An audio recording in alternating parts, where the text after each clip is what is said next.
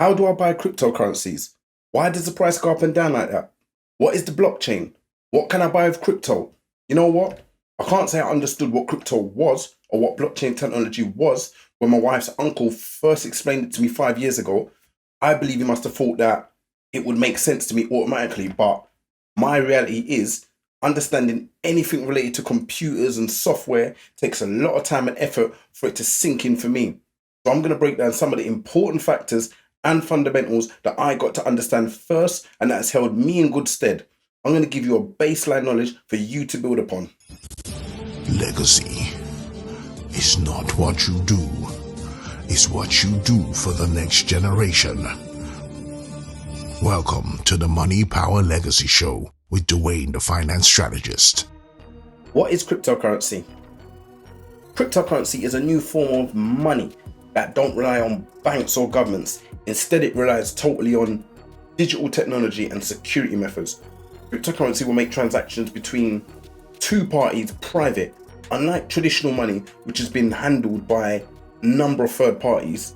Blockchain, the system behind cryptocurrency, uses cryptography to secure transactions in a public ledger with no need for middlemen like PayPal or Visa, because a transaction is authenticated by thousands of computers, which are known as nodes. This gets rid of the high fees associated with credit card payments and wire transfers because there are no middlemen taking their cut from. What is the blockchain? Blockchain technology is a way for people to store and share information without the need of a trusted third party. The system is made up of interconnected blocks, with each block containing its own set of transactions. People can trust this process because all parties involved in a transaction are able to see what's happening on any computer in the network. These type of transactions will be recorded in many places at the same time, so it can't be stopped or changed by one person. See, unlike traditional databases, distributed ledgers have no central data store or admin functionality. A blockchain is a digital ledger that people can't hack. It's duplicated and distributed across a network. What is Bitcoin? It's like email for money. It allows people to send and receive money over the internet. It's a way to send money to someone in a safe way that don't require a middleman such as a bank. It's not controlled by any government or central bank, and the transaction costs are a lot lower than your regular traditional fees, making it possible to transfer money cheaper than ever before. You see, there ain't no physical bitcoins, only balances that are kept in public ledgers. All transactions are verified by computers, and if the transaction ain't verified, the transaction is rejected. You see, Bitcoin cannot be issued or backed by any banks or governments because it's decentralized. Also, Bitcoin has a fixed money supply of 21 million that will ever be mined, making it deflationary due to its finite amount. You see, if somebody wanted to change the rules, aka the protocol, they would have to create a new version of Bitcoin, or for that matter, whatever the cryptocurrency is, and that's known as a fork. Just like a fork in the road that indicates a change or a diversion to the original protocol. For example, that's why you get cryptocurrencies like Bitcoin Cash. What is a Satoshi? Satoshi is a fractional share of Bitcoin. There's 100 million Satoshis in one Bitcoin, kind of like there is 100 pennies in one Great British Pound. A Satoshi is the smallest unit of Bitcoin, and it could be divided up to 16 decimal places, which makes it possible for microtransactions even smaller than a penny. Why is there so much talk about cryptocurrency? It's a way for you to transact value with someone directly without any middleman, intermediary, or bank. It's a way for you to have 100% control of your money. As long as you've got the private keys, then you can access your crypto. You see, your private keys is the same as having the PIN number to your debit card. When there's a middleman between you and your money, then that person or entity can control your money, i.e. freeze your accounts. See, the powerful thing with crypto is that it gives you all the access to your wealth, as long as you've moved your coins into a private wallet. You see, with crypto now, it's a way for you to send money across borders with low transaction fees. And that's all done by the blockchain, because the blockchain gets rid of third parties like Visa or PayPal, which verify transactions and make them more secure. You see, with crypto, it's borderless and it can be sent internationally. And that brings down the cost a lot more than wire transfers that the banks will impose. And sometimes those charges can reach up to 10%, depending on how much you're transferring. What is a crypto wallet? A regular wallet holds cash. However, a crypto wallet technically don't store your crypto. Your crypto lives on the blockchain, but can only be accessed using a private key. Keys prove your ownership of your digital money and allow you to make transactions. But if you lose your private keys, you lose access to your money. What are private keys and public keys? You see, when you own your cryptocurrencies, what really matters is your private key. Your private keys can be likened to an actual lock. These unlock the right for you to spend your associated crypto coins, as it provides access to all your cryptocurrency, and you should always keep it secret at all times. Your public keys can be likened to your email address. This is what you give to people to send you funds. Where are the opportunities within the crypto space? Cryptocurrencies are changing how we view money and are providing solutions to global problems like access to clean water, affordable renewable energy that billions don't either have because they're too poor or the government won't let them participate. Blockchain solutions can be applied to loads of different industries such as finance, accounting, insurance, hospitality, wills and inheritances. Blockchain technology can bring down the cost of these services and provide an opportunity for those who apply blockchain solutions to a chosen sector or those who invest within those projects. So why is crypto so volatile? Well, first off, a volatile market is one which prices can change drastically. In a healthy environment, these fluctuations happen within a fairly narrow margin and provide opportunities for money-making trades that would otherwise wouldn't happen without them. You see, there are two types of volatility. You've got steady increases or decreases with equal numbers on either side, as well as extreme movements up or down from large ranges. You see, this kind occurs a lot of the time during crashes. Once the value has fallen far enough due to people panic selling, this causes buyers who have been waiting patiently at first to come into play, bringing things back towards equilibrium again. So how do you get your money out, aka cash out? You've got Coinbase, Binance, Crypto.com and Voyager. They're some of the most popular exchanges to exchange your crypto for cash. eToro, I've got a money card which is issued by Visa that actually connects directly to your main eToro investment account. You can use it online, in stores or any cash machine. The only downside I can see to this is that it's only available in the UK. However, you've got Coinbase, they've got a Visa debit card.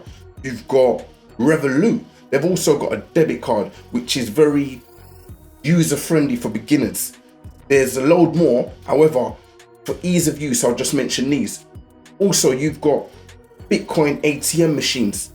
These machines are few and far between. For example, there are 52 in London, there are 10 in Manchester, and there are 15 in Birmingham. And for the United States, there are over 26,500 locations at the time of recording this episode. A good place to check if there are any in your local area is to check out coinatmradar.com. Also, there are peer-to-peer Bitcoin exchanges like Local CoinSwap, which allows you to sell directly to buyers. They've got safety features such as escrow, 2FA, support and dispute moderation. You could choose custodial trading or non-custodial trading, whereby they can serve as a broker and escrow platform for you. Do I have to buy whole Bitcoin or Ethereum? No, you can buy fractional shares of your crypto of choice. If you only want to buy 40 Great British pounds of Ether, you can. The exchange will calculate how much Ether that is. For example, £40 of Ether at the time of this recording is 0.012 of Ether. What is an NFT? An NFT is a non-fungible token that is a smart contract that houses digital assets.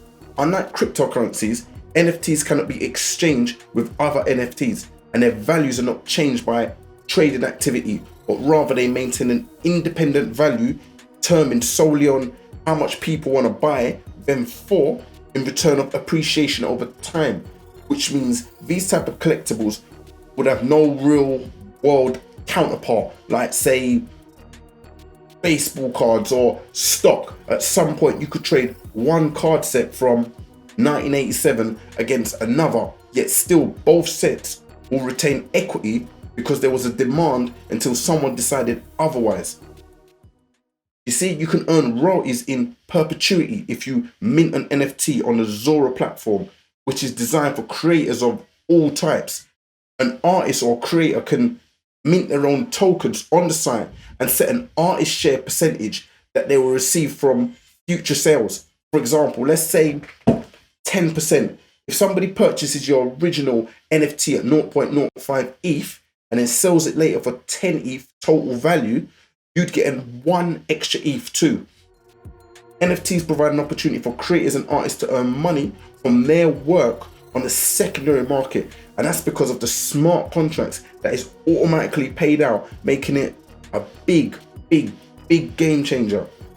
Is crypto an asset class? I'm going to give you a real life example for this one. You see, if you bought Bitcoin anywhere from 2009 to mid 2017, your investment will be up 500 to 5,000%. Now, if you bought it earlier in the game, say pre-November, December 2017, then that profit could easily translate into tens of thousands of pounds. The only time where someone might see a decrease on their return is if they own Bitcoin during the 9-year period when prices peaked at $20,000 per coin. So what gives cryptocurrencies this value? In my opinion, I would say 3 things. The utility, what it does, the scarcity of the crypto, and the perceived value of the project. For crypto to be made valuable, you've got to consider its utility, its use case. What does it do? Any form of decentralized digital ledger, such as blockchain technology, can be used to manifest a coin's value and utility within an ecosystem-specific network, either through individual transactions or smart contracts. For example, say you want to use Ethereum services, you need to own Ether, which is like petrol or diesel for a car. You see, without it, there's nothing. You're not going to get from point A, the beginning, to point B, your destination. Now, for the scarcity of a crypto, I want to use another example. See, Bitcoin is the first crypto and it was created to be scarce. The limited supply of Bitcoin keeps the value steady, as there ain't going to be any more than 21 million Bitcoins ever made. Hence the reason Bitcoin is seen as digital gold, because both have an equal amount while only one can exist at any given time, which also means they're reliable stores of value over long periods, as this trait is inherent within the Bitcoin protocol. Now, for the perceived value of a project, cryptocurrencies gain their value based on the scale of the community involvement. Even though most coins are circulated and issued by private companies, factors that contribute to a crypto's worth can stem from projects' viability and perceived value for the money spent, like how much other people think they're worth. What is the difference between a coin and a token? A coin is currencies like Bitcoin and Ethereum that operate on their own blockchain to transfer money. They represent a new form of currency, since they were created for replacing money in the first place. Now, tokens are like little pieces of computer code that represent what you own. They can be traded on other blockchains and even act as a security for assets or deeds stored on smart contracts within Ethereum's blockchain network. For example, the project Chainlink is a token on the Ethereum blockchain. Chainlink is a network that is intended to be used to transfer data from the real world to on-chain smart contracts. Tokens can be compared to car titles. When you sell a car, it's no longer yours, but rather its value has been transferred over through the use of this digital asset called a token. Now, networks like Ethereum provide templates where you can create your own token and start trading right away. To continue your journey of financial fluency, click the link in the description to download your free money translator flashcards. These flashcards you can save on your phone, and whenever you hear or read a financial term that you're not familiar with, you can get an immediate understanding. So click the link in the description below. We get good with money, so we can do good with money. Until next time.